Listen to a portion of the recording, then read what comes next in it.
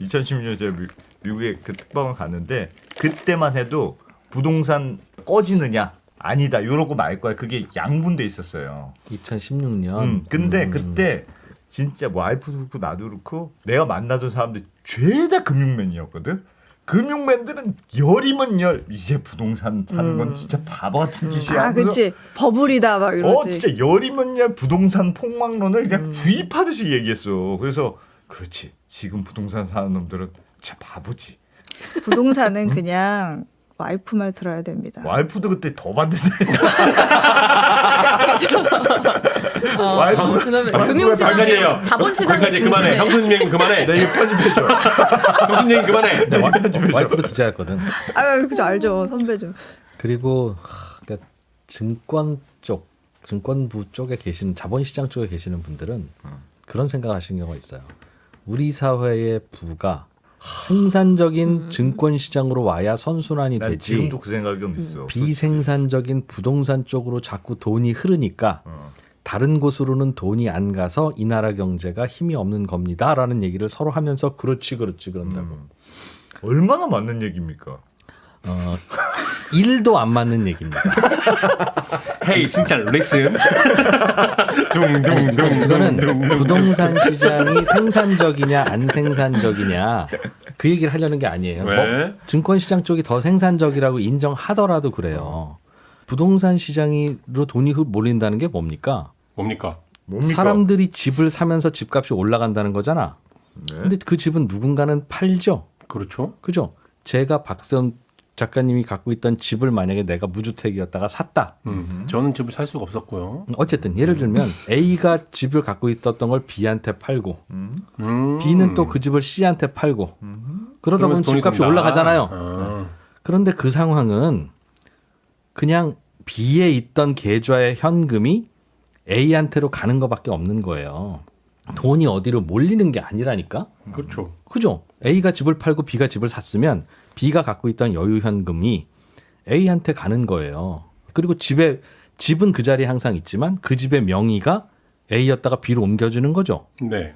그게 국가 경제에서 뭐 어디로 돈이 쏠리는 게 아닙니다. 그냥 돈은 다 신한은행에 있어. 근데 그 예금주가 A였다가 B로 바뀌는 것뿐이라고요. 오케이, 어차피 돈은 A에 있어. 자, 반박이 듣고 싶다. 그 거래가 많이 일어나는 것뿐이라고요. 그 오케이, 과정에서 오케이, stop it. 예를 올라가지. 들면 집을 Hey, 내가 진우, listen.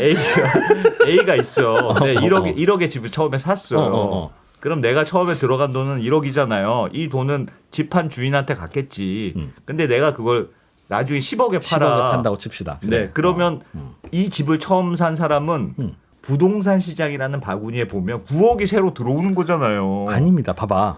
1억에 산 A가 1억에 산 집을 그게 10억이 돼서 그걸 B한테 팔잖아요.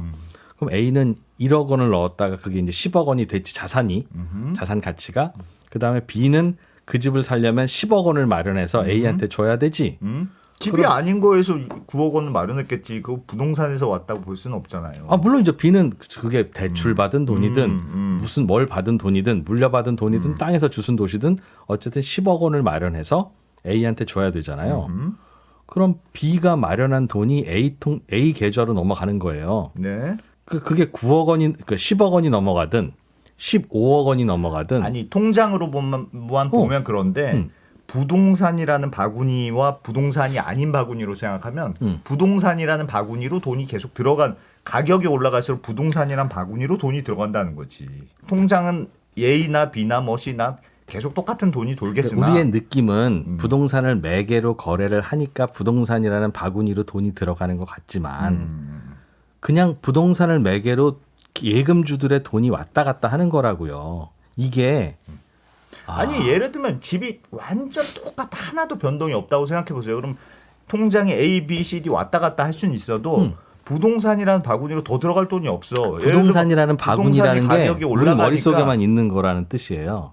부동산이라는 바구니라는 건 우리가 머릿속에 상상하는 거지 실제로 우리 국민 경제의 계좌를 들여다보면 부동산이라는 바구니라는 건 없어. 그냥 바깥에서 보면 야 B가 갖고 있던 10억 원이 오늘 아침에 A한테 이체가 됐네.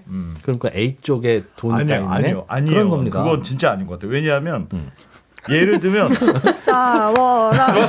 싸워라. 이 돈이 내가 만약에 판 사람이야. 그럼 판 사람은 뭔가 그 돈을 다 밥 먹고 뭔가 했을 거 아니냐고 생각할 수는 있지만 그 사람도 뭔가 집이 있어야 되잖아요. 그럼 또 그 돈이 또 다른 올라간 부동산으로 가서 그러니까 부동산의 가격은 모든 부동산 가격이 올라갔다고 전제하면 부동산으로 써야 되는 돈들이 많아지는 거예요. 점점. 그러니까 예를 들면 부동산 가격이 점점 내려갔다고 쳐봅시다. 모든 부동산 가격이 점점 내려갔다고 하면 사람들이 집에 써야 되는 돈이 줄어들고 다른 가처분 소득이 늘어나는 거잖아요. 모든 부동산 가격이 높아지면 부동산에 써야 되는 돈들이 많아지고 다른 가처분 소득이 줄어드는 거죠. 통장이 왔다 갔다 하지만 돈의 가치는 전부 다 똑같다고 하더라도 부동산에 쓰는 돈과 부동산에 쓰지 않는 돈으로 나누면 부동산에 쓰지 않는 돈의 가치가 줄어든다. 돈을 써면 내가 똑같다니까. 그래. 내가 수입은 뻔하니까. 내가 집이 한 채가 있거나 두 채가 있어서요. 제 집은 예를 들면 1억에 샀든 언제 샀든 10억이 잘 듣고 심판 좀 봐줘. 10억이 됐지.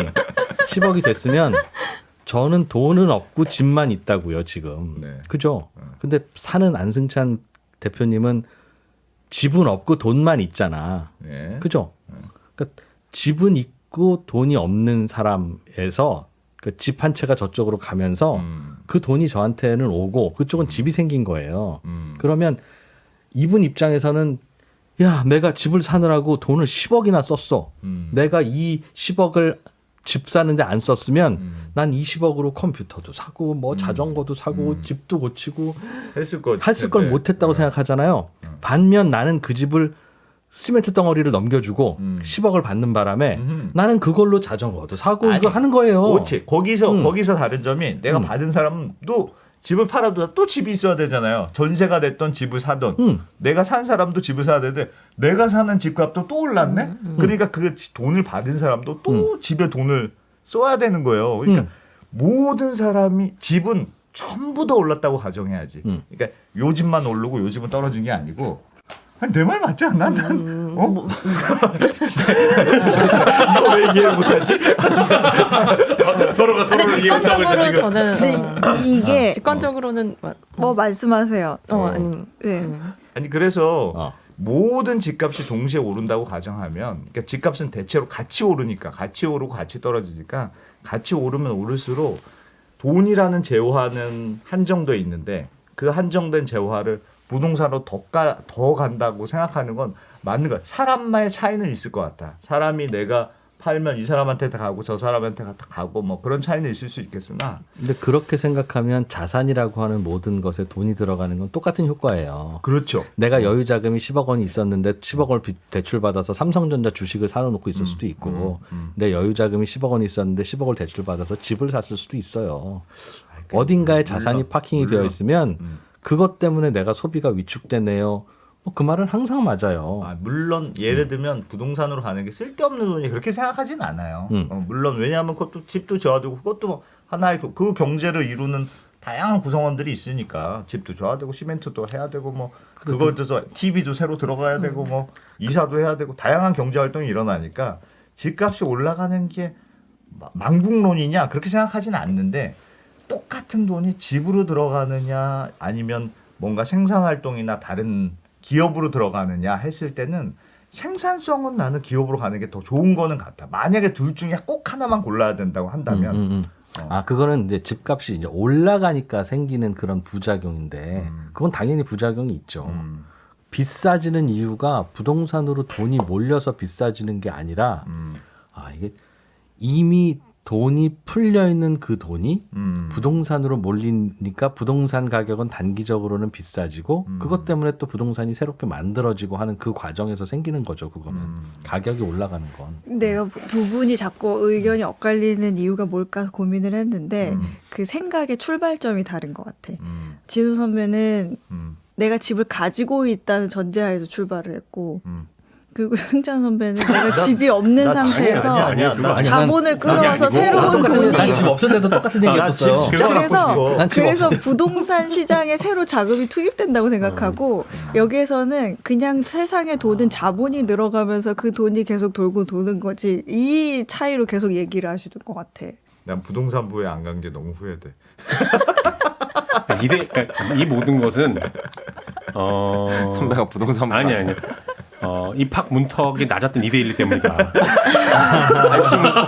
시험 문제를 잘못 내서 그렇다. 그래서 한 사람의 인생을 이렇게 그때 입학 문턱이 높았으면 입사 문턱만 높았으면 기자 안 됐을 거 아닌가. 나는 승찬 선배 마음 어느 정도 이해해. 나 똑같은 생각했었거든요. 뭘요? 기자 시절에 부동산 가는 사람들은 왜 다 집을 사지? 부동산부에 있는 사람들 다 잘 살아.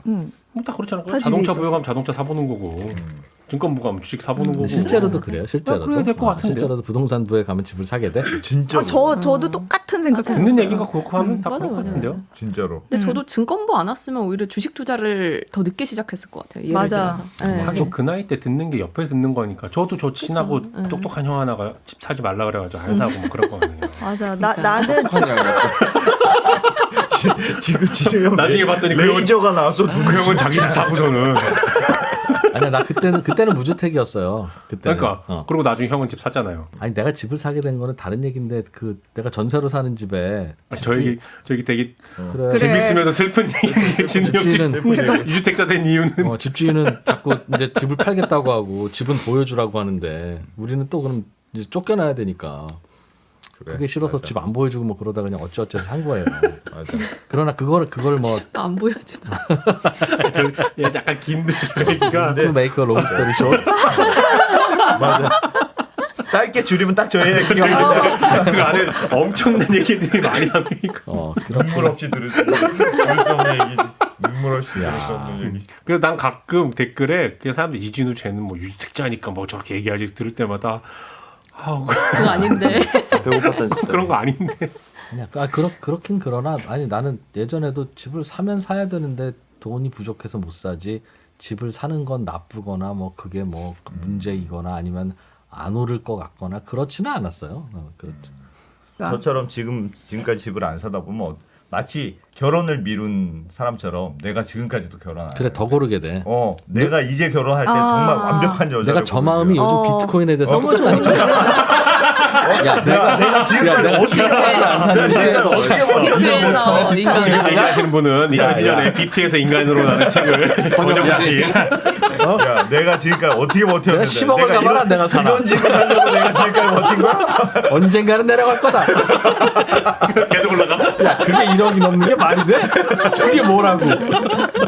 내가 사면은 그럴듯한 집을 사지. 내가 이런 집을 사고 난 그런 짓은 안 한다. 그래. 근데 이 상황에서 그러니까 나는 점점. 적어도 비트코인은 쓰레기라고 생각하지만 세상에 돈이 다 비트코인으로 몰리는 바람에 생산적으로도 돈이 안 간다. 그 얘기는 난 안 해요. 나 그거 관계 없어. 비트코인을 사고 판다는 건 비트코인을 거래하는 사람들끼리 안에서 그냥 돈이 왔다 갔다 하는 건데 나는 코인이 10개가 있는데 돈이 부족해. 라고 하는 사람에게는 돈이 가고 나는 돈은 많은데 코인이 없네. 라고 하는 사람한테는 코인이 가는 게 매우 생산적이고 효율적인 부의 배분이에요. 돈 없는 사람한테는 돈을 주고 집에 부족한 사람한테는 집이 주고 그래야지. 그러니까 그게 자체가 사회적으로 나쁜 거가 아니라고요. 마치 우리 느낌으로는 다들 코인 거래에 열을 올리는 것 같으니까 그쪽으로만 사회적인 에너지가 가는 것 같다고 생각하는데 그거는 시간을 그렇게 쓴다면 그게 에너지가 쏠리는 게 맞죠. 그러나 돈으로서는 아무 관계가 없어요. 코인판 돈으로 또 그걸로 자동차도 사고 주식 투자도 하는 거라니까. 그렇죠. 우리가 주식 투자가 좋은 거고 현명한 거라면 그러면 코인 시장이 주식 시장 살리고 있는 거예요 지금. 그러니 다 좋고 다 말이 되는데 저게 저쪽으로 돈이 가는 바람에 우리 사회 에너지나 우리 사회 비용이 높아진다. 그거는 틀린 얘기다. 누가 그런 얘기한 거예요 도대체? 내가 좀 전에 얘기할 때는 바로 저 얘기 때문에 진영 그랬잖아. 하나게 이렇게 자꾸. 근데 이 마음은 이해돼. 나도 비트코인에 대해서는 이제 매우 감정적이 되고 있어요. 이거 하면 알겠다니까. 그래서 인정하고 싶지가 않아지지. 아니 난 그래서 저 비트코인이 어느 날 갑자기 반토막이 났으면 좋겠다는 생각도 들고요. 네. 그 마음도 들고 비트코인을 너무 많이 갖고 있는 사람은 좀 규제를 좀 해야 될 것 같아. 왜? 특히 한 가구에 비트코인이 3개 이상 있으면 이거는 좀 나쁜 것 같아. 정부가 왜? 보유세도 좀 많이 매겼으면 좋겠고. 왜 그런 생각이 드냐고요? 비트코인 가격을 너무 올려놨어. 내 말이 맞다라는 걸 증명해야 되니까. 내가 없으니까. 아니 근데 진짜 비트코인 부동산 비트코인은 없어도 괜찮잖아요. 근데 없어도 배가 아플 뿐이지 괜찮잖아. 근데 집은 반드시 있어야 되잖아. 그러니까 집값이 올라가는 게 문제인 거야. 매우 심플하게 생각해도 집은 반드시 있어야 됩니까? 내 소득보다 집값이 빨리 올라가면 집 없는 사람 입장에서는 골 때려지는 거예요. 이게 점점 사기가 어려워져. 시간이 지날수록 내 소득의 상승률보다 집값의 상승률이 더 빨리 올라가면 근데 이거 시간이 지날수록 황당해지는 비트코인은 배가 아프다는 것뿐이지. 근데 다른 집도 건 비트코인도 없잖아. 없어도 되는 것처럼 집도 소유하지 않아도 되잖아요. 임차해서 쓰면 되니까. 저는 그 생각으로 임차비도 우리가 지하철을 소유하고 있지 않잖아요. 임차비도 집값이 그러니까, 올라가면 그치. 임차비도 같이 올라가는 데다가 주거가 안정적이지가 않잖아요. 그건 알잖아. 이사 다녀야 되고. 그 서름 안 느껴보셨어요? 그러니까. 서로 알잖아. 그 집 보여달라고 벌써 잊어버렸어. 안 보여주고. 잊었네. 잊었어. 잊었네. 망각의 동물이네. 아니 그게 그렇지 안정적 내 집인 거랑 좀 다르긴 하죠. 아니 내 집은 좋고 내 거면 좋지. 대도시의 집이라는 건 물론 내 소유로 있으면 좋죠. 있으면 좋은데 그 어느 나라의 대도시 집도 에브리바디가 다 소유할 수는 없어요. 당연히 서울에서 살아야 되는 사람은 1,000만 명이면 그중에 500만 명은 집값이 반토막이 나도 못 사요. 이미 그렇게 벌어져 있다고요. 서울 집이 반토막 나면 다들 서울에 있는 사람이 다 내 집 마련해서 내 집에서 살 것 같죠. 그거 아니라 부산에서 와서 사고 대구에서 와서 사고 또 산다니까. 우리나라의 부의 순위는 서울에 있는 사람이 다 1등부터 100등까지가 아니라서. 그 진이 형 하고 싶은 얘기는 그냥 못 사는 사람들은 그냥 살지 말아라. 그냥 월세. 그 진이 형식 화법이잖아. 그러니 에브리바디가 다 자기의 소유의 집을 갖고 사는 거는 임파서블하다고. 임파서블하다고. 그래서 우리는 넘어갈 집값을 때 내리는 게 아니라 임차료를 내릴 수 있게 집을 많이 공급해야 되는데 우리는 뭐냐면 안승찬 대표님 같은 케이스가 다른 나라에는 잘 없어 사실은. 그게 무슨 안승찬 케이스가 안승찬 대표님처럼 집을 살려면 살 수 있는 은행에 현금 입주가 유동성이 있는데. 있는 분들이 집을 안 사고 기다리는 케이스가 없어요 다른 나라는. 자꾸 그런 얘기하니까 내 댓글에서 진짜 황당한 게 너는 왜 서민 코스프레 하냐. 게다가 넌 3% 지분도 있지 않냐. 그래, 그거 맞아. 그건 좀 해명을 해줘요. 나 진짜 3% 지분도 없어요, 이 형. 열받아가지고. 있으면서 뭐라 그러면 뭐라고 괜찮은데. 그런 댓글이 있었어? 있었어요. 그런 댓글이 있었어. 안승찬 서민 코스프레 하지 서민 마라. 코스프레 하지 마라. 네가 3% 지분 팔면 돈 얼마나 버는데. 그게 그런 게 있었어요. 수백억짜리 아니냐 막 이래. 3프로TV 지분은 안승찬 대표님은 없으십니다. 없습니다. 그러나 이진우 대표님은 갖고 계십니다. 그러나 저는 언더스탠딩 지분은 없습니다. 언더스탠딩 지분이라고 해봐야 되잖아요. 바꿀래? 바꾸자. 바꾸자 그래. 말 바꾸자 그래. 바꿔야 돼. 빨리 말해. 바꿉시다. 근데 반반씩 안승찬님의 바뀌었어. 지분 반을 나한테 넘기고 내 지분 반을 안승찬한테 넘기고 합시다. 코스프레는 안 해. 코스프레 하는 사람은 아니야. 그런데 서민이 아닌 것도 맞아요. 서민은 아니죠, 사실. 서민의 기준이 뭡니까?